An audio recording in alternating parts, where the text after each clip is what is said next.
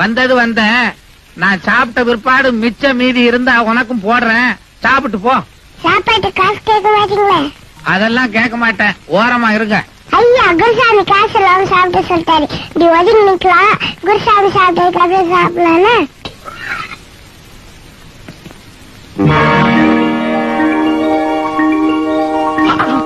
இன்னும் கொஞ்சம் போடு.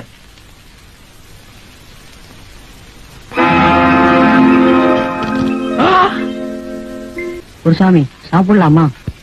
யாராவது ஒரு கன்னிசாமிய இலை இருந்து ஒருபடி அன்னம் எடுத்து சாப்பிடுங்க.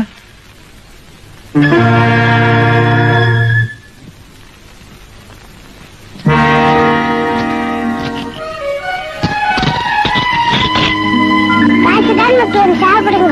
பக்தியோடு கன்னிசாமிகளை அழைத்து வந்தது பணத்திற்காக அழைத்து வர ஆரம்பித்து விட்டாய். உனக்கு பணம் தானே முக்கியம், இல்லைனாலே இருக்கிறது, எடுத்து சாப்பிடுங்க. நெய்யோடு நெய் கொண்டு போனால் ஐயனை நீ காணலா, சபரியில் ஐயனை நீ காணலா. ஐயப்பா சுவாமி ஐயப்பா.